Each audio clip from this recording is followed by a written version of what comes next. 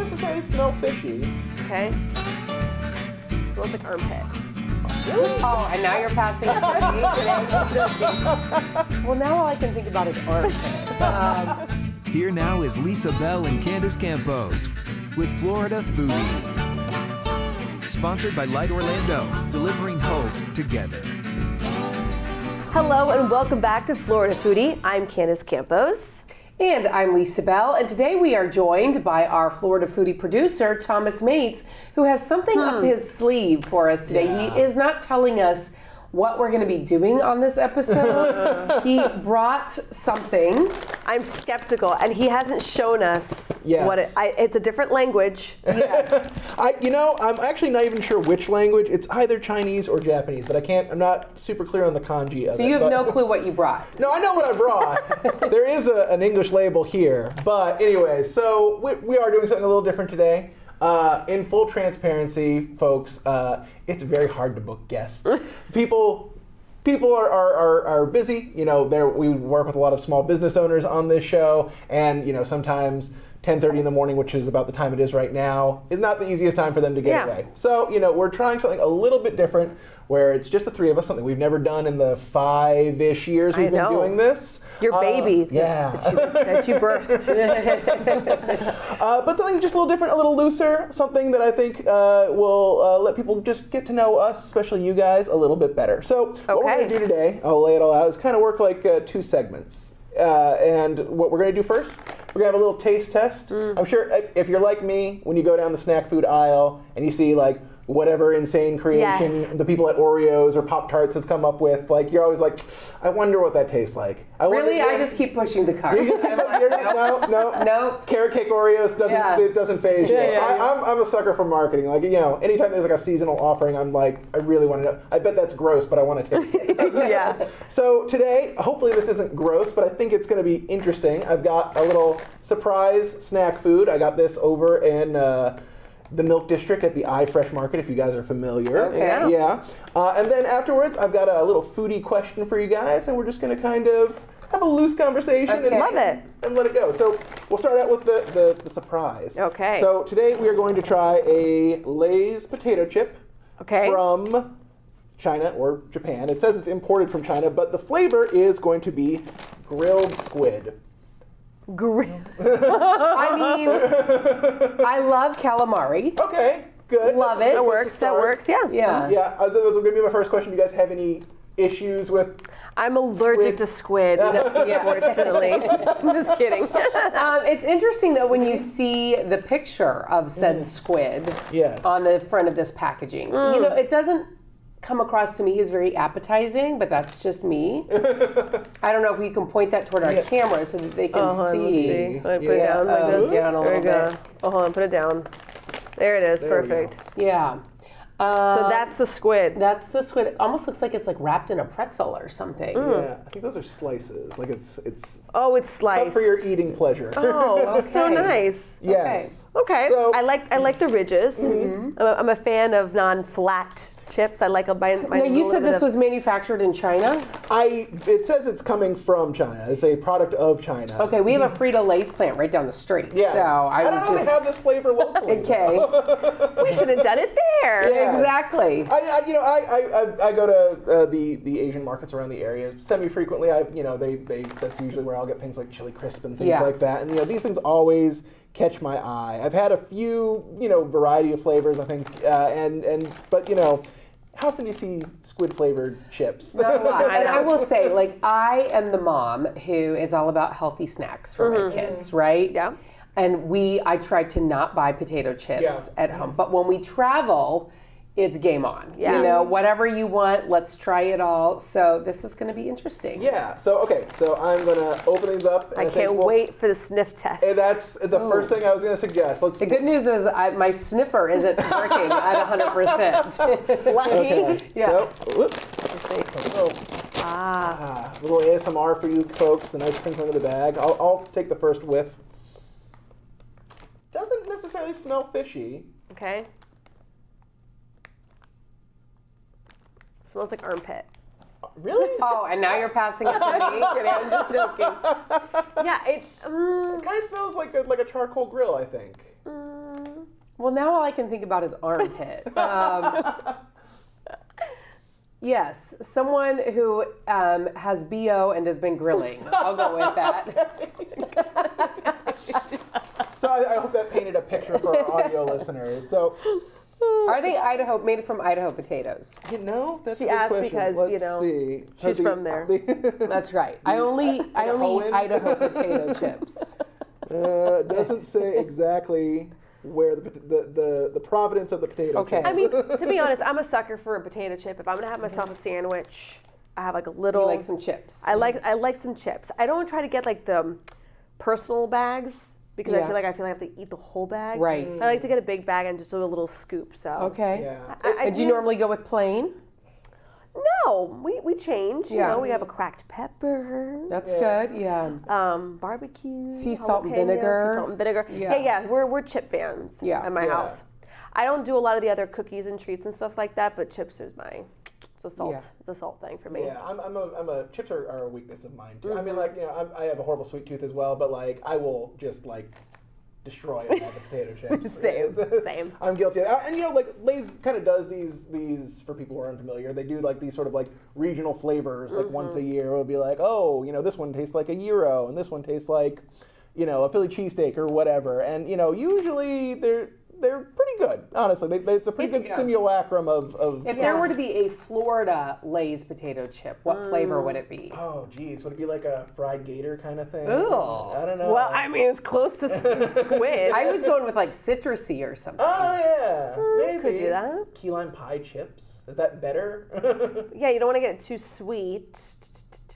I don't know.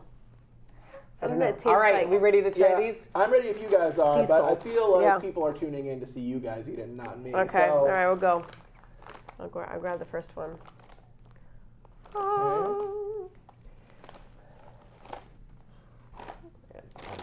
I'm glad there's not little bits of squid in there. Yes. What are who's the gonna crunch ingredients first? in English? Let's see here. Potatoes, vegetable oil, grilled squid seasoning, including Okay. flavors of aspartame, including, I don't know what that word is.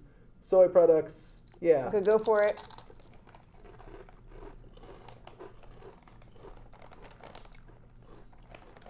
Not terrible.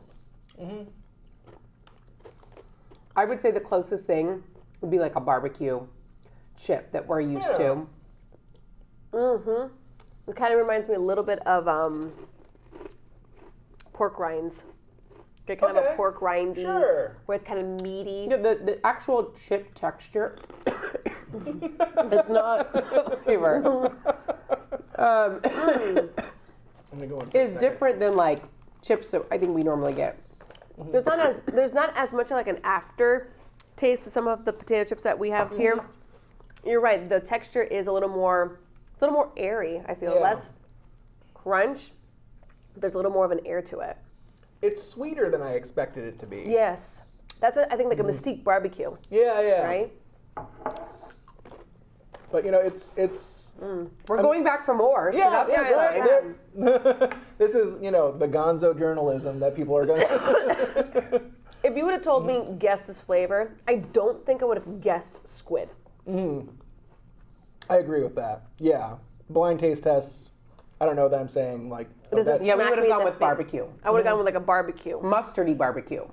Yeah. Yeah, like a must. Yeah. It's not bad. I like them. Yeah. Keep We're eating them. more. Yeah. Hey, I'll call this a success then. Okay. So my promise to you, if we continue to do this, is that I'm not going to give you guys anything like crickets or anything like that. I wouldn't eat that, so I wouldn't expect I you guys would to. for fun. Would you? For Yeah, fun? that way I Have you say ever I had, did like, it. What are they called? Chipolinas or whatever? Yes. No, I haven't had On a that. beach in Mexico. Oh yeah. In Mexico. What I think? Yeah. Wasn't a fan. No. I didn't go back for seconds. Okay. Yeah, I know people do eat them. I'm not trying to yuck anyone's yum, but it's just I get the squicks bugs, and that's like snakes, frogs, lizards, whatever. Fine. Bugs, not Interesting. Okay. Yeah. Not bad. Yeah. Okay. Cool. Well, we'll call that a success. Okay. There we go. So Yay. as we're snacking and continuing to munch on these, my foodie question this week for you guys is, what is your most memorable meal and why? It doesn't necessarily have to be because of the food. Could be because it was a special occasion or something happened during the meal or something like that. But what makes it stick out in your memory? I have one queued up if you guys need a second to think. I know what mine is. Mine's very easy. Okay. When I was growing up, my mother would make her version of chicken cordon bleu, which was my favorite meal.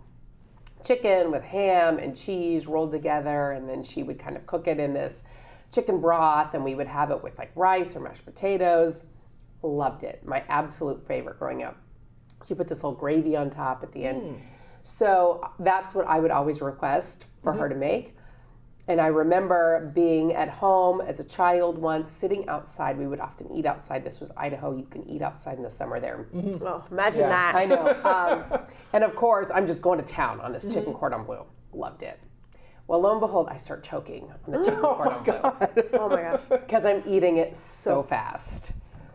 And we're sitting around the table, and I'm choking. Like can't breathe. Can't breathe. And I was probably about 8 or 9. Okay. And the next thing you know, and my mom's a nurse, everyone recognizes the fact that I'm choking. And so my sister is like, call 911. And mind you, our neighbors are also sitting outside, so they soon hear the commotion. And we have one of those phones that is attached to the wall and has a cord that's about 80 feet long. And so my sister goes, and gets that and is calling 911. And my dad's kind of frozen. And my mom gets up and starts doing the Heimlich maneuver on me. My mom's not a very tall person. She's maybe 5'1". And my dad's just kind of frozen, like watching the whole thing. So my mom starts doing the Heimlich, and lo and behold, the chicken comes out. And it was like that sense of relief where, oh my gosh, you can breathe. Yeah. And then I remember this chicken just came flying out, and we had approximately a 12-year-old black lab who just slept most of the time. And I remember that chicken coming out, and it hit the ground with a thud, and the dog got up, rose to his feet, came over and ate the chicken off the floor. And I will never forget that. Can you eat chicken cordon bleu now? It's still the one thing that I request from my mom. But I slow down when I eat it now. I learned my lesson. Yeah. That's a good rule of thumb. So that's my most memorable meal. Is your dad normally good? Yes. No. If there's an emergency, he will freeze. Oh, geez. He will just. I don't know what it is. He just stops and just observes. Yeah. That's so your mom funny. The tape charge. Yes.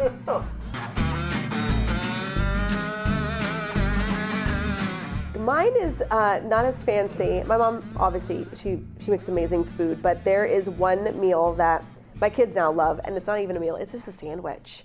And it's my mother's been like, I can't believe that's what you picked that I make. It is canned tuna, and it's basically a big old rectangle of cream cheese and a scoop of mayo. I know. Everyone's like, but you do tuna and cream cheese all the time, like in sushi and stuff, so it works. And it's just like this super yummy, creamy tuna sandwich, and my mom would always make it and then slice olives on it and then put them in the, lay them in there, and then she'd always do, it'd always come with chips and a watermelon slice, and it was always our go-to outside pool snack, because in the summer we can't eat outside in the summer here in Florida. So I was in Miami, so we basically lived in the pool all summer long. So my mom would come out with these, tuna sandwiches with chips and watermelon and just serve it on normal bread. Yeah, just normal white bread. Not toasted. No, not toasted. Huh.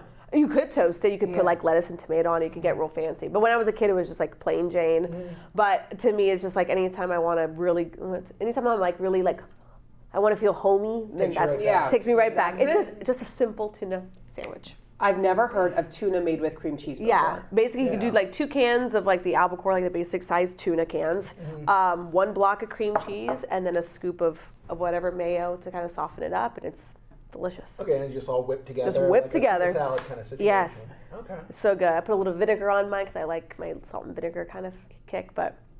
Again, my mom's gonna watch this and be like, I can't believe I talked about my crappy tuna sandwich.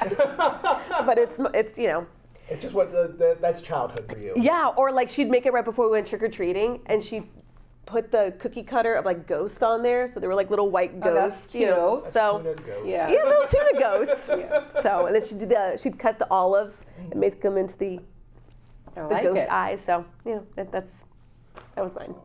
What about you, Thomas? So for me, so I'm going to preface this by saying this is going to sound really bougie, but it was on my honeymoon. We don't normally make these sort of extravagant trips, but we were in Greece, my wife and I. Specifically, we were in Santorini. Like I said, it sounds very bougie. And we're at this restaurant. I think it was called Mama Fira.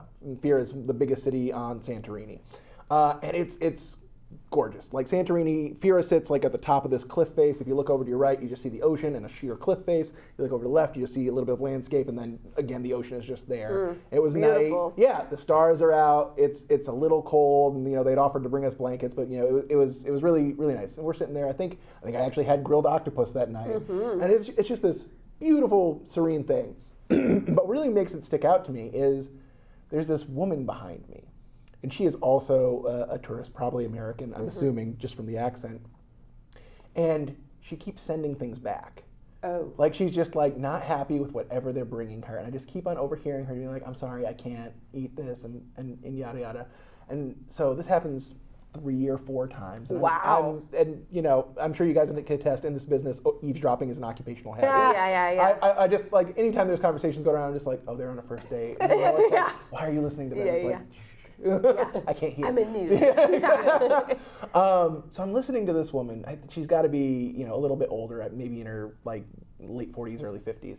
And like finally, the waitstaff gets fed up with her, and like she keeps on ordering food and sending it back, and like so the chef, I think her husband had stepped away, and not the chef, the waiter was just like, "Ma'am, what do you want to eat? I will make you whatever you want to eat. But oh my gosh. This is costing us money. Are you going to pay for all this?" And she's like, I didn't know what it was. And he's like, "You didn't know what risotto was?" She's like, "No, I thought it was pasta." And he's like, "It's rice." and for people who haven't been to Greece, everyone there speaks English very well. They had the Olympics there, and they wanted to be very accommodating. So like, I can understand the entire conversation perfectly fine. And he's like, "It's rice." She's like, "Well, I just wanted pasta with chicken." And he's like, "Is that what you want? Will that make you happy?" And like the whole time I'm just listening to this, I'm just thinking like, why would you travel all this way? Yeah. Yes. To Greece, to Santorini, this beautiful thing to like have pasta. Like you could have made that at home. You could have gone to the Olive Garden. Yes. You could have saved yourself a lot of time. It's funny because back in the day, I met my husband in high school, and we'd go out. We were in high school, so we couldn't afford much, but we'd go out to dinner, and my thing was I would always look at the menu and I always try to find the cheapest thing. Because you're in high school. I don't want him to spend a lot of money. Yeah. And it was always like chicken. I always got the chicken, the chicken. And then we'd go out with his family and I would always order the chicken because it was the safest thing. I didn't want to feel like, oh my God, I have to eat this food and now they paid for it and now I don't like it. And what am I? So I always ate chicken. From this point on, I'm now married. I've been with my husband now we've been married for 13. We were, so 15, 20 years that we've been together. And still to this day, his family would be out to dinner. Mind you, I have 2 children. I am an adult now. They're like, "Would you like the chicken?" That was always a thing. Because I was just always so terrified of buying something and not liking it and like force feeding myself into liking it. So I feel sometimes it's just you're not cultured, to the point that you're like, you're not adventurous in that aspect. But if I have to, I don't turn. Do you turn food away? Like No, I don't do unless that. there's I don't do something that. crazy Yeah. wrong. Yeah, like with it's a it, raw chicken. Yes, Totally. yes. I couldn't. I have such anxiety if I have to turn it. They're like, And that's part of, for me, traveling is the trying new food, Exactly. the different food. Exactly. And in fact, when we are in a new place, we will often ask the waiter, "What is the best thing? What do you Correct. recommend? What is your specialty?" Yeah. And we may love it. It may not be something that we would order again, but we tried it and it was a new experience, and that was part of the thing. So, But again though, like the menus were all in English. Yeah. Like she really didn't have an excuse for not knowing what it was, other than she didn't take the time to read it. I don't know. I guess I feel bad for her in the sense that she's a stranger in a foreign land, right? Yeah. And she's getting yelled at by this waiter who has been really patient. so what with should her you up to getting this like chicken point. Alfredo? Yeah, something like that. Something just like very plain Jane. But again, I'm just like thinking, it's like you came all this way. yeah. there is something to be said that when you finally get back, if you've been gone for like a week or two and you've had nothing but like different food and different seasonings and marinades and that you're not used to, there is something nice about like getting home from the airport. You're like, I want a burger. I want like an American pizza. You know, like that's you know. So there's always a little bit of that. I had a professor in college who was a naval reservist, and he said when he was on deployment, he's like, you know, you get to try all these different things, and it's great, but like, and eventually you circle back to the McDonald's that's there because it's like the American embassy. You're just like, I'm home. And you get that taste of home for a little bit. So maybe she had been there for a while. Maybe this was an extended tour of Santorini for her. It's like, enough with the risotto and the squid and the calamari. We're done. But you know what? This was good. This was good? Okay. I'll grab another one. Okay, so we've cast verdict on Chinese squid-flavored potato chips. Now you got to find something different for us. I do. So, fortunately, the Asian grocery stores have a plethora. Oh, yeah, they do. And, you know, actually, it was the trip to Greece that kind of inspired this for me a little bit because when I was there, we had prawn cocktail chips. Yeah, and it tasted kind of like cocktail sauce, essentially. You know, like had a little bit like a horseradishy, ketchup-y kind of flavor to it. I was like, oh, that's interesting. You'll never see that in the U.S. Like, I thought it was interesting when we finally got like all dressed chips, which is a very like Canadian flavor. So, you know, having the opportunity, and since we're fortunate enough to live in Central Florida, which is a very diverse area and has a lot of these markets, so like, if we can experience some of these things, and again, you know, people may be out there as well looking and saying like, I wonder what that tastes like. We're doing the work for you. There you go. Getting results. And if you see something, snap a photo of it. Let us know what store it is. Maybe we can go grab it and test try it for you. Because like I said, I always have this anxiety of like, I'm going to buy all this food and I'm not going to like it. Right. Yeah. So So let us know. We'll try it. Absolutely. You can email me, teammates@wkmg.com. I'd be happy to take requests and seek out any of these interesting bits of food that are out there in the world. And it doesn't always have to be like snack foods. We can try some interesting stuff from mom and pop shops, or, you know, just if I think it's something that maybe Candace and Lisa haven't tried before, if I'm curious about myself. I thought about making a cheesecake, a specific type of cheesecake. Oh. Maybe you'd be familiar with it because you're from Idaho. Have you ever heard of a Basque cheesecake? Like a Basque? Basque cheesecake, Yes. No, I have not heard of that, but now that you mention it, it doesn't surprise me that one would exist. Yeah. What's Basque? Basque. It is a group of people who basically live in between France and Spain in the Pyrenees Mountains. Oh, okay. Yep. And so there are a lot of Basque people who live in southern Idaho, specifically Boise. They're known as being sheep herders. I personally am of Basque heritage. And they do have their own cuisine. I actually have a Basque cookbook that I'd be happy to bring in sometime. Oh, yeah. Do you really? I just learned something new. Yeah. And there's actually a Basque festival every summer in southern Idaho and Boise as well. We should go. We should take it on the road. I only blew through Boise when I was moving out here, so I was told about the Basque cuisine there. Didn't get a chance to experience, but I have made that cheesecake a couple of times, and it's good. It's different. It's because it's a burnt cheesecake. Okay. Burnt? You burn it on, and you're saying that it was supposed to be burnt? No, it's on purpose. Really? But yeah, there's no crust to it. It doesn't have like the graham cracker base or anything like that. It's just like solid like cheesecake the whole way through, but it's burnt on the outside. That's kind of what holds it together. Holds it together. Yeah. So maybe that'll be our next one when we do this again. All right. I'm excited. Then let's go to the Basque Country. Yeah? In Europe. Possible for sure. Yeah, absolutely. All right. Thanks, Thank you guys. Thomas. Thanks for indulging me in this experiment. And I hope the viewers enjoy it. Cheers. Thank you for listening to Florida Foodie. Be sure to follow Lisa Bell online. Search Lisa Bell News on Facebook and Instagram. You can also find Candace Campos on social media. On Facebook, search Candace Campos News 6. And on Instagram, search Candace Campos, WKMG. Also, a big thank you to our entire production team. I'm the show's producer, Thomas Mates. Please take the time to rate and review us on Apple Podcasts and Spotify or wherever you stream podcasts. And you can find videos of all of our podcasts on clickorlando.com and on YouTube. Just search for Florida Foodie.